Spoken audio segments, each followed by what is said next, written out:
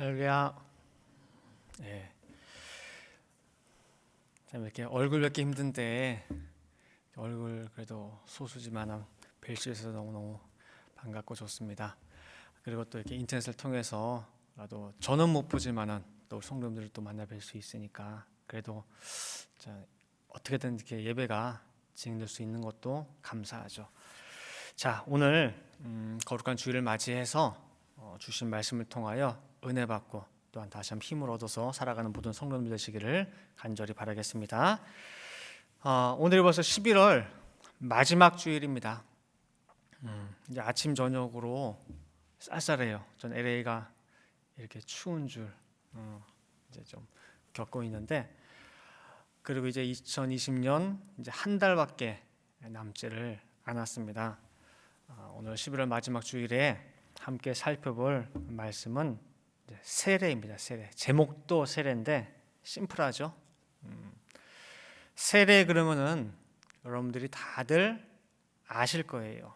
근데 오늘 주시는 말씀을 통해서 이 세례에 대한 개념을 조금 더 넓게 확장해 보는 그런 시간을 갖도록 하겠습니다. 세례는 매우 중요한 예식입니다. 그래서 교회마다 이 세례 예식을 반드시 이제 거행을 합니다. 그리고 교파마다 이 예식의 모습이 약간씩은 달라요. 침례교회 같은 경우는 따로 세례하는 침례탕이 있어요, 그죠? 탕이 있어가지고 목욕탕처럼 탕이 있어서 그 안에 이제 들어가서 이제 머리부터 발까지 저 물 속에 잠겨요. 잠겼다가 그 다음에 이제 올라오게 되는데 이게 의미가 있죠. 그래서 내가 물 속에 들어간다. 뭐냐면 내가 지금까지 세상에 빠져서 살아왔다고 하는 거. 그리고 그 안에서는 사실은 살았다 하는 이름은 있으나 실상은 하나님 앞에 죽은 모습이에요.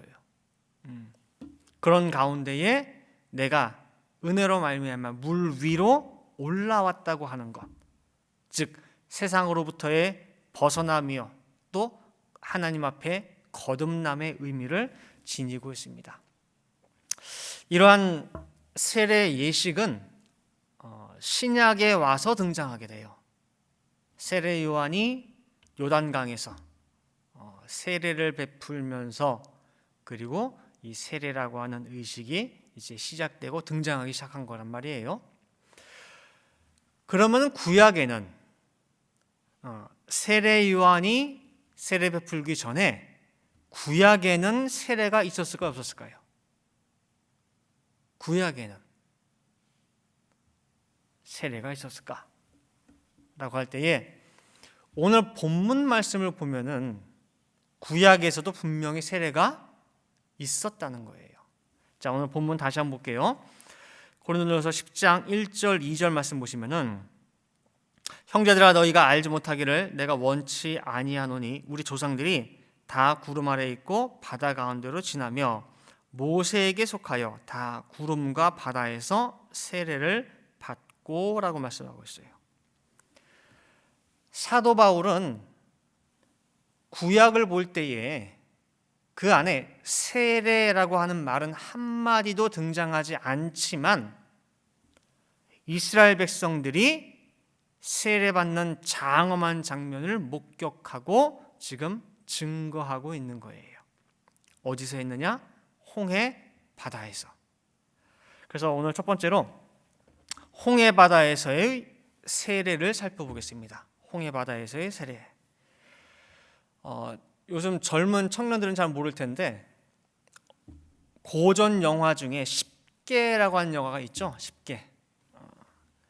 그 10개에 보면은 모세가 지팡이를 탁 내밀 때 홍해가 쫙 갈라지는, 그러니까 그 당시 영화 만드는 기술로 볼 때는 굉장히 깜짝 놀랄 정도예요. 이 장면은 어떻게 촬영했을까?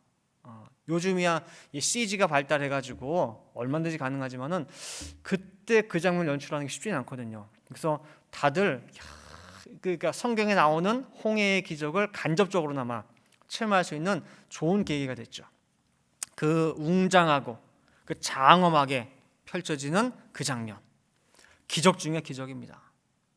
막 화를 연발하면서 막 스펙타클한 그 모습에 우리가 이제 빠져들게 되죠. 근데 그 장면만 보고 우와 감탄하는 것은 어떻게 보면 그건 구약적 눈이에요. 구약에 머물러 있는 거예요.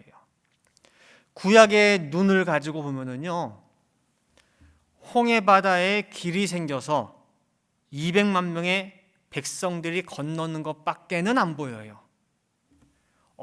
물이 벽이 됐어, 벽이. 야, 이거 완전히 그냥 천연 수족관이네. 왜냐하면 물벽 안으로 물고기들이 보이겠어요, 안 보이겠어요? 보이겠죠. 천연 수족관이에요. 그걸 더 나아가서 좀 생각 있는 사람 같으면, 야, 어떻게 그 짧은 시간에 땅이 말랐을까? 그렇죠? 수억 년 동안 바다 밑에 든 땅이니까 얼마나 질퍽질퍽하겠어요. 근데 그걸 싹 말려버렸거든요. 그 다음에 좀 더 생각해 보면은 홍해가 어느 정도 넓이로 갈라졌을까? 자, 보세요. 뒤에 애국 군대가 쫓아왔어요. 그 애국 군대가 접근하지 못하도록 하나님이 앞에 있던 구름을 뒤로 보내가지고 그 안에서 우왕좌왕하게 만들었단 말이에요. 못 쫓아오게. 시간을 끌었다는 얘기죠. 그러니까 그 시간 동안에 빨리 건너가야 돼요. 몇 명이? 200만 명이. 그러면 몇 시간 안에 밤사이에 다 200만 명이 건너려면요, 요만큼 좁아서는 안 돼요.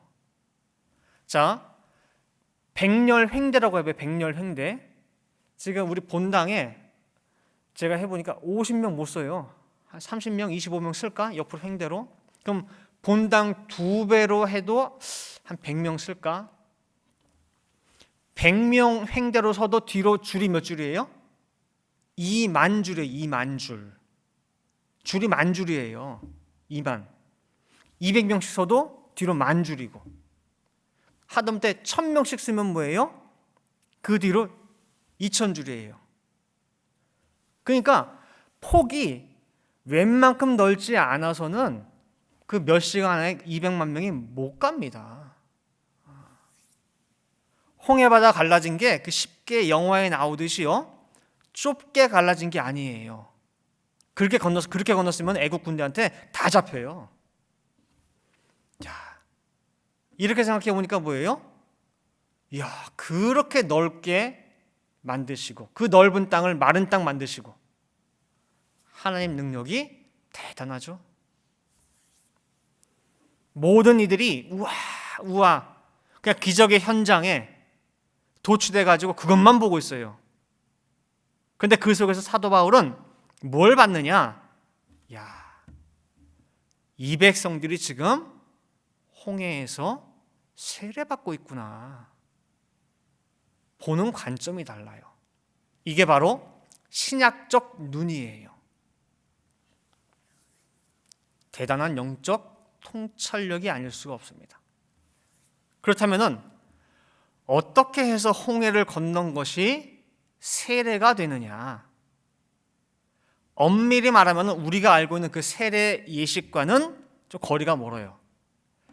이스라엘 백성들 세례받았다고 하는데, 그럼 이 백성들이 물에 들어갔다 나왔습니까? 물에서 나오기는커녕 엄밀히 말하면 물 한 방울 안 묻었어요. 이 백성들한테. 그렇죠? 물벽이 저 끝에서 저 끝까지 엄청 넓었단 말이에요. 그럼 거기 홍해 바닷물 한 방울도 머리에 안 쳤어요. 얼굴에. 물 묻지도 않았어요. 근데 세례받았대요. 무슨 근거로? 세례 예식에서 가장 중요한 것이 물에 들어갔다가 그리고 물에서 올라오는 거예요. 자, 예식에서는 물에 들어가는 행위가 필요하지만 영적으로 볼 때는요, 타락한 인간은 이미 물 속에서 살고 있습니다. 거기서 원래 살고 있어요. 타락한 죄악 세상의 물 속에서 이미 들어가 있는 상태예요. 따로 들어갈 필요가 있는 게 아니에요. 자, 요한계시록 17장 1절 말씀해 보시면은, 또 7 대접을 가진 7 천사 중 하나가 와서 내게 말하여 가로되 이리 오라, 많은 물 위에 앉은 큰 음녀에 받을 심판을 내게 보이리라 말씀하고 있어요. 큰 음녀, 그 음녀가 등장하는데 이 음녀가 뱀처럼 그냥 또아리를 틀고 앉아있는 그 자리가 어디냐? 물 위래요. 물 위. 그러니까 그 물이 다 누구 세상이냐? 음녀 세상이에요. 다 깔고 앉았어요. 다. 세상과 짝짝꿍하게 만들고, 야, 이거 좋아. 이거 아주 재밌어. 유혹해서 간음하도록 만드는 게 이 음녀예요. 요한계시록 17장 2절 그 다음 구절 보시면은 땅의 임금들도 그로 더불어 그 음녀와 더불어 음행하였고 땅에 거하는 자들도 그 음행의 포도주에 취하였다 하고, 포도주에 취해 가지고 올바른 사고 판단을 못하듯이 땅의 임금이고 백성이고 다 제정신이 아니에요. 근데 이 음녀가 깔고 있는 그 범위가 얼마나 되느냐, 대체 그 밑에 깔려있는 종자들이 어떤 자들인가 살펴보니 요한계시록 17장 15절 말씀에 또 천사가 내게 말하되 내가 본 바 음녀에 앉은 물은 백성과 무리와 열국과 방언들이니라. 모든 세상이 다 음녀가 깔고 앉아있는 물 세상이라는 거예요. 한 사람도 여기서 예외가 없어요. 그 세례는 뭐냐? 이 타락한 물을 박차고 올라오는 거예요. 자, 그럼 내가 물 속에 있는 나를 자각을 했어요. 그럼 내가 여기서 벗어나야겠구나. 내가 올라가야겠구나. 근데 문제는 뭐냐면요, 아무리 올라가고 싶어도 뭐가 있어야 올라갈 수 있죠. 뭐가 있어야지 올라가요. 자, 물속에 있어요. 나 이제 물 위로 올라갈래 할 때에 무릎 이상 올라갈 수 있어요, 여러분들? 기껏 해봐야 이렇게 올라와 해봐야 허리까지밖에 못 올라가요. 어떻게 올라가실래요? 물 위로. 뭐가 있어야 올라갈 수 있어요. 그게 뭐냐? 발 디딜 곳. 발 디딜 곳이 있어야 올라가죠. 아무리 재주가 좋아도 물 위로 못 올라가요. 물 안에서는 물을 벗어날 수가 없습니다. 반드시 뭐가 있어야 되느냐? 땅이 있어야 돼, 땅. 지금 이스라엘 백성들이 탈출한 애굽이 곧 세상을 상징하죠. 아까 음료가 깔고 앉아있는 물 세상.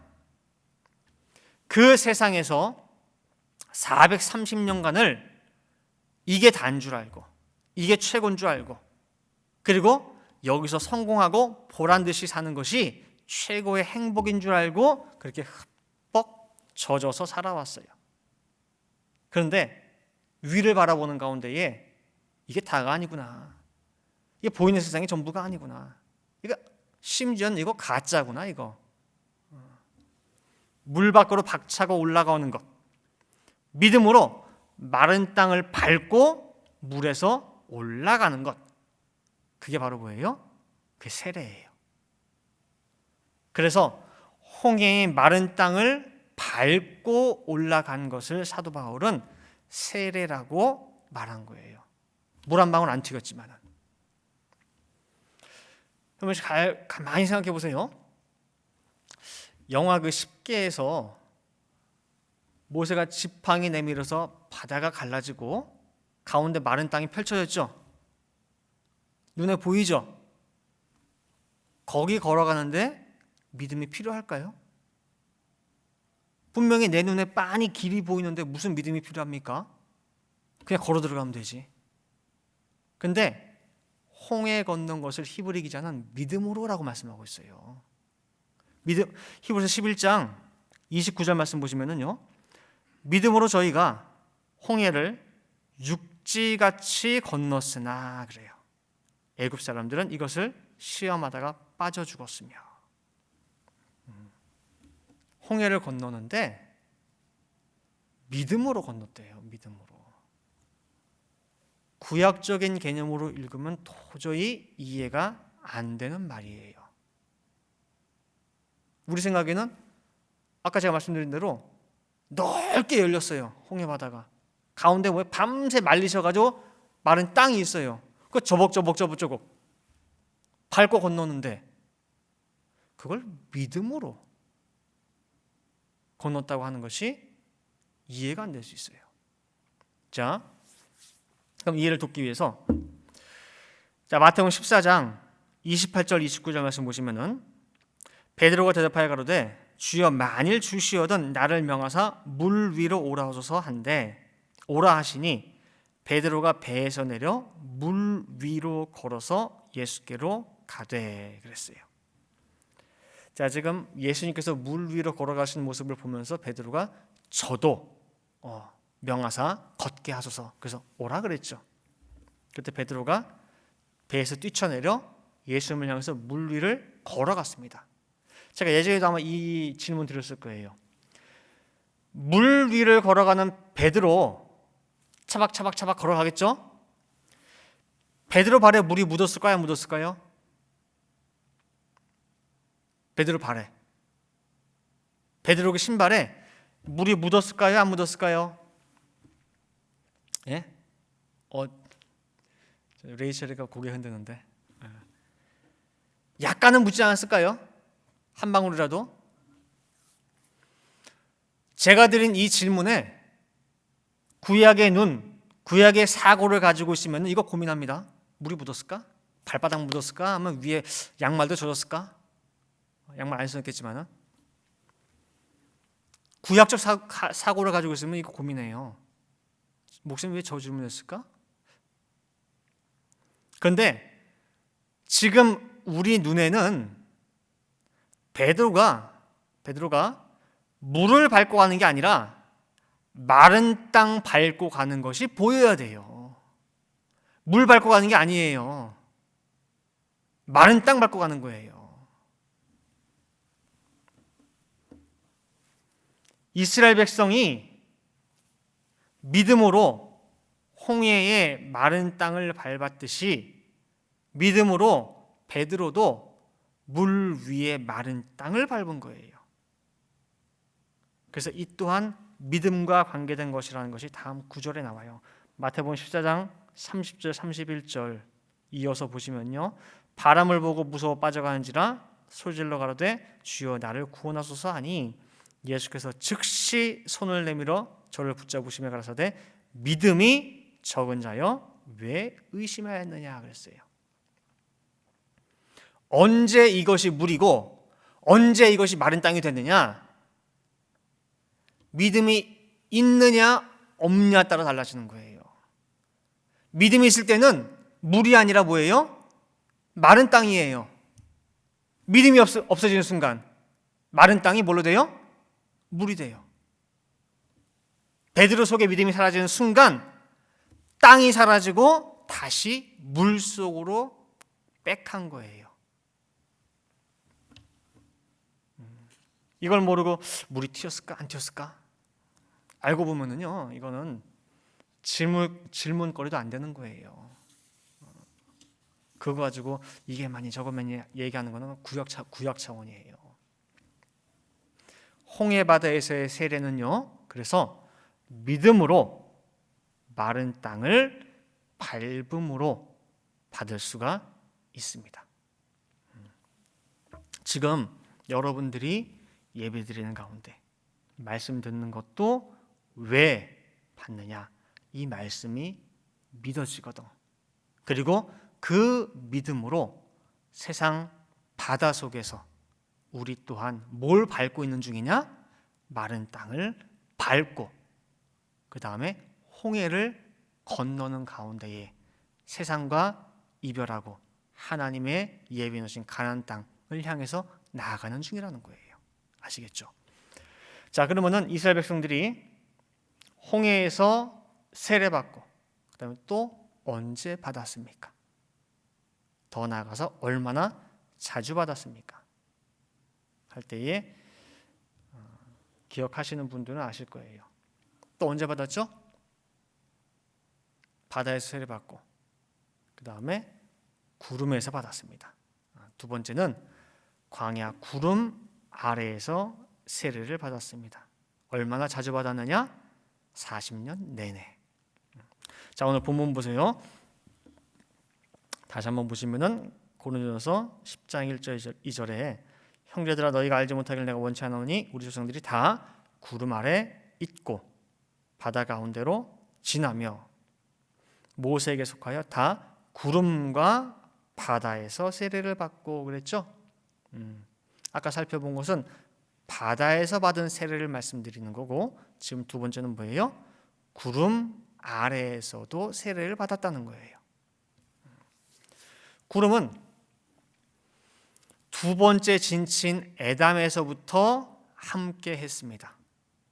낮에는 구름 기둥, 밤에는 불 기둥이 이스라엘 이 진을 떠난 적이 없어요. 그럼 왜 구름 기둥, 불 기둥이 늘 따라다녔느냐? 그 사막이 타는 듯한 그 더위 속에서 하루 이틀만 걸어가면 다 일사병으로 쓰러져요. 그죠?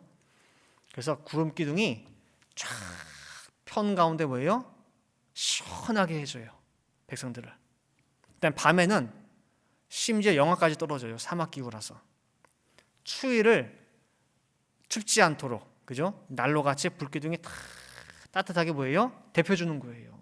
그래서 구름기둥과 불기둥은 하나님의 이 보살핌과 보호의 역할을 해줬어요. 그리고 그 역할로만 우리가 알고 있었는데, 사도 바울은 강조하기를 더 중요한 역할이 있었으니 그것이 무엇이냐? 바로 세례라는 거예요. 자, 구름의 구성 성분이 뭡니까, 여러분들? 물이죠, 물. 구름 아래에서도 물로 세례받은 거예요. 이스라엘 백성들이 홍해 바다에서뿐만 아니라 구름 아래에서 세례를 받았다고 할 때, 홍해 세례는 세례의 시작이라고 한다면은 구름 아래에서 세례는 세례의 계속성, 지속성을 가리키고 있어요. 따라서 세례는 일회적인 예식으로 끝나는 것이 아니라 가나안 입성까지 계속적으로 이루어져야 하는 작업이라는 것입니다. 예를 들어서 평생을 담배를 피웠어. 그 사람이 담배를 이제 끊어야겠다 하고 담배를 툭 잘라버렸어, 한 번에. 그럼 한 번에 그 끊어집니까, 담배가? 안 돼요. 잘 안 돼. 저도 주변에 친구들 이렇게 보니까 끊었다가도 언제가 제일 땡기냐면 고기 먹을 때, 고기 먹고 술 먹고 할 때 뭐예요? 그러니까 몸이 그냥 어쩔 수 없나 봐요. 이렇게. 그때 제일 땡기고, 기름기 많이 먹을 때 그렇다 하더라고요. 보니까 쉽게 안 끊어집니다. 술도 그렇고 도박도 그렇고 뭐든 다 그래요. 몸에 인이 박힌 것은 한 번에 안 돼요. 결심했다가 실패하고, 결심했다가 또 실패하고, 그러다 나중에 가서 또 한 번 도전해보고. 그렇죠? 인 빼는 거 이거 쉬운 거 아니에요. 애굽에 430년을 살았습니다. 그동안에 몸에 인처럼 밴 애굽의 생활, 사고 방식, 우상 숭배하는 그 습성들, 홍해 건너면서 세례 한 번 딱 받았다고 그 물이 싹 빠집니까? 안 빠져요. 이제 시작한 거예요. 이제 시작. 홍해 세례를 시점으로 본격적인 세례의 역사가 광야에서 시작된 거예요. 날마다 세례예요. 날마다 애굽의 세상 묵은 때 임박힌 거 씻는 거예요. 예를 들어 보면은 사람 사는데 일단은 먹고 살아야지. 일단 먹고 살아야지 뭐부터 할 거 아니에요. 그죠? 이게 가장 중요한 거예요. 세상에서. 먹고 살아야지라고 하는 그 세상 사고방식으로 꽉 찬 그 머리에, 아니야, 사람 사는 게 떡으로 사는 게 아니라 말씀으로 먹고 사는 거야 라고 하는 이 한 가지 생각 집어넣는 거. 기존에 있던 입에 풀 출연해야지 라고 하는 거 싹 빼내고, 아니야, 하나님 말씀으로 먹고 사는 거야, 요거 하나 싹 대체하는 거 있잖아요. 생각 바꾸는데 얼마나 걸릴까요? 이게 시간이. 설교 몇 번 들으면 될까요? 이게 안 돼요. 신명기 8장 2절 3절에 나오고 있죠. 내 하나님 여호와께서 이 40년 동안에 너로 광야의 길을 걷게 하신 것을 기억하라. 이는 너를 낮추시며 너를 시험하사 내 마음이 어떠한지 그 명령을 지키는지 아니 지키는지 알려 하심이라. 너를 낮추시며 너로 줄이게 하시며 또 너도 알지 못하며 네 열조도 알지 못하는 만나를 내게 먹이신 것은 사람이 떡으로만 사는 것이 아니요 여호와 입에서 나오는 모든 말씀으로 사는 줄을 너로 알게 하려 하심이니라. 우리가 신앙생활 30년, 40년 돼도 이 한 말씀을 내 것 만들기가 그렇게 힘듭니다. 수십 년 신앙생활 했어도 목사고 장로고 권사고 집사여도 신명기 8장 3절 돈으로 사는 게 아니라 하나님 말씀으로 사는 거야. 이 한 말씀이 그렇게 믿어지고 가슴에 새겨지는 게 힘들어요. 누가복음 4장에 마귀가 예수님 시험할 때, 예수님 그때 40일 금식 기도했거든요. 시험할 때 제일 먼저 들이민 게 이거예요. 예수야, 너 40일 금식했어. 야, 30일 금식하다 죽은 사람 많다. 또 그러다 죽어. 일단은 목숨을 부지해야 하나님 일을 하든가 말든가 할 거 아니야. 너 빨리 돌덩이 떡 만들어. 돌이 뭐예요? 돌이 말씀이죠. 말씀. 빨리 그 돌덩어리 떡 만들어. 일단은 살고 봐야지. 빨리 먹어. 이걸로 시험한 거예요. 왜냐? 이 세상에 오고 간 수억, 수십억의, 수백억의 모든 인간들 치고 여기서 안 걸린 사람이 없거든요. 사람이 먹고는 살아야지. 입에 풀칠은 해야지. 하나님도 40년 내내 그 작업한 거예요. 하나님만 의지해 가는 거. 무엇이 우선이고 무엇이 사선인지 그 순서 바꾸는 거. 뭘 통해서 했느냐? 구름 통해서. 매일 구름 가지고 뭐예요? 씻어주는 거예요. 세례해 주는 거예요. 하나님만 의지하도록 계속 체험하게 해주는 거예요. 체험. 예를 들어 길도 없는 사막에서 모세 할아버지, 우리 이제 어디로 가요? 한참 가면서 이 길이 맞긴 맞아요? 이게 아닌 것 같은데. 내 생각엔 이 길이 아니요 저 길 같은데. 계속 꽁지락 하면서 가요. 근데 이 광야는 어떤 곳이냐? 세상에서는 네 스스로 갈 때와 멈출 때, 오른쪽인지 왼쪽인지 방향과 목적지 다 정했지만 이제는 아니야. 하나님께서 특별히 구름이 인도하시는 대로 따라와. 맡겨봐. 제발 속눈썹 치고 따라와봐. 출애굽기 40장 36, 37절 말씀 보시면은 구름이 성막 위에서 떠오를 때에는 이스라엘 자손이 그 모든 행하는 길에 앞으로 발행하였고 구름이 떠오르지 않을 때에는 떠오르는 날까지 발행하지 아니하였으며 그래요. 광야에서는 오로지 구름이 가자 하면 가는 거고 구름이 안 떠오르면은 한 달이고 두 달이고 1년이고 뭐예요? 그냥 있어야 돼요. 구름이 인도하는 대로 가게 돼 있어요. 그 외에 다른 거 없어요. 그러면은 구름이 떠올라서 인도했는데 잘못 간 적 있는가? 광야 42번 진친 가운데 한 번도 없습니다.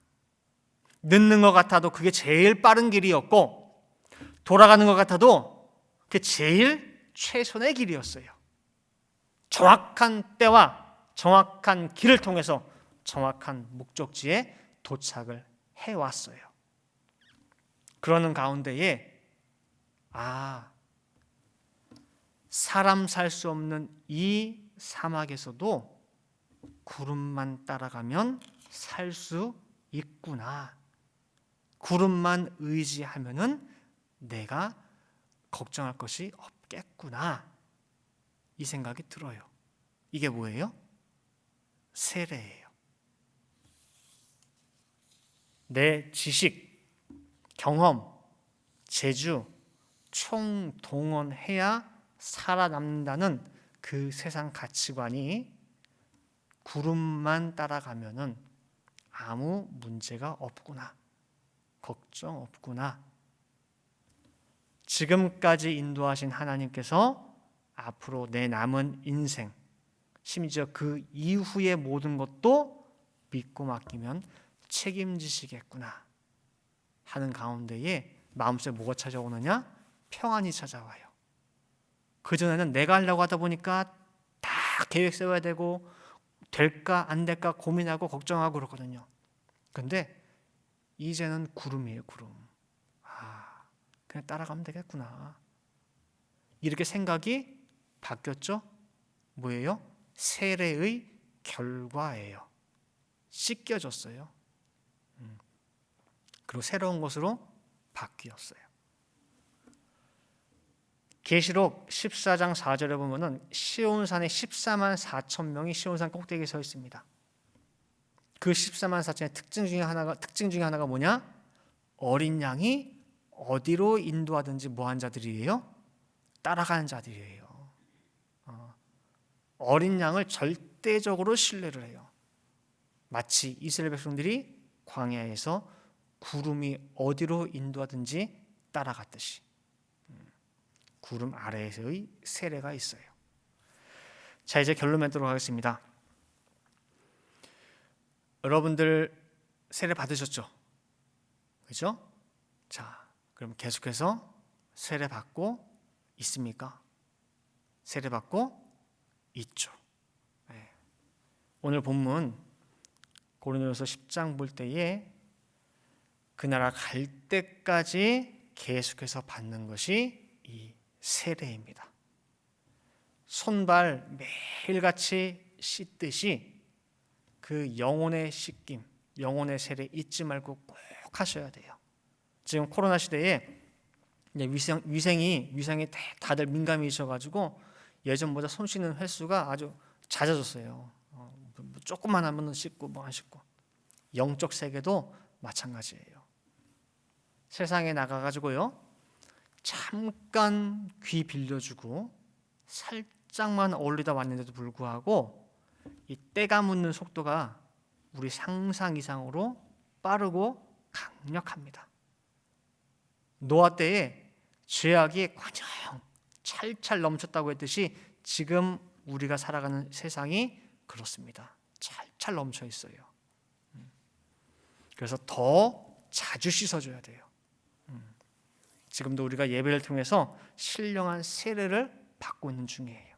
근데 이 한 시간의 어떤 예배로 끝내지 말고 집에서도 열심히 성경 보시고 기도하시고 또 구사 말씀 상고하는 가운데에 늘 신령한 구름이 나를 어디로 인도하는지, 말씀이 어디로 인도하는지 그대로 행하시기 바라요. 그래서 그 구름 통한 세례가 끊어지지 않는 가운데에 정말 믿음으로 세상을 이기시고 승리하시는 우리 모든 늘 푸른 동산의 성도들 되시기를 간절히 바라겠습니다. 함께 기도하시겠습니다. 사랑과 은혜가 충만하신 아버지 하나님, 이렇게 거룩한 주일을 맞이하여 저희 모든 성도님들 정말 이렇게 하나님의 존전에 모이고 또한 각자의 가정에서 정말 이렇게 모여서 하늘의 말씀을 들을 수 있도록 인도해 주신 것 아버지 감사를 드립니다. 아버지 하나님, 이 세례라고 하는 것이 너무나 귀한 것입니다. 저희들이 태어난 이 고향이 물세상입니다. 음녀가 깔고 앉아있는 그 물세상에서 태어나 음녀가 주는 포도주에 취해서 이것도 즐겁고 저것도 즐겁고 세상의 유혹에 따라서 지금까지 하나님이 가장 싫어하시는 세상과 짝하는 간음하며 살아온 우상 숭배하며 살아온 저희들의 모습은 아닙니까? 그러나 이렇게 주시는 말씀을 통하여 하늘 세상을 보여주시고 이 물 세상에서 정말 거듭나고 정말 마른 땅을 통하여 이 세상을 탈출할 수 있도록 인도하신 은혜에 아버지 다시 한번 감사를 드립니다. 아버지, 이제는 저희들 모든 삶 가운데서 이 세례의 모습이 끊어지지 않게 도와주시옵소서. 이 세상은 저희들이 생각하는 것 이상으로 더 그 세력이 강한 가운데 있습니다. 잠시라도 긴장의 끈을 놓게 되면은 내 이 마음속으로 그 밀고 들어와서 있던 믿음을 사라지게 만들고 다시 물 밑으로 잡아 끄는 그런 저희들 세상에 살고 있사오매 저희들 말씀과 기도에 불담을 쌓게 도와주시고 노아가 방주의 곳곳을 역청으로 발라서 세상 물이 들어오지 못하게 방비하였듯이 저희들 또한 늘 성경 보고 또한 기도하고 또한 굴사 말씀으로 다시 한번 정말 허리띠를 졸라매는 가운데에 이 세상에서 능히 믿음으로 승리할 수 있는 제 모든 성도들에게 도와주시옵소서. 잠시라도 씻지 않고 세례를 받지 않음으로 말미암아 냄새가 나지 않게 도와주시옵소서. 절대로 하나님께서는 냄새나는 곳에 임하지 않는다고 했습니다. 늘 저희들이 머무는 자리, 내 모든 생각과 사고 속에 하나님의 거룩한 향이 충만할 수 있게 도와주셔서 늘 하나님과 동행하고 곧 교통하며 살아갈 수 있는 저희들을 부른 동선의 모든 성도들에게 도와주시옵소서. 기도한 대로 될 줄을 믿고 감사드리며 이 모든 말씀 사랑이 많으신 예수 그리스도 받들어 기도 올리옵나이다. 아멘.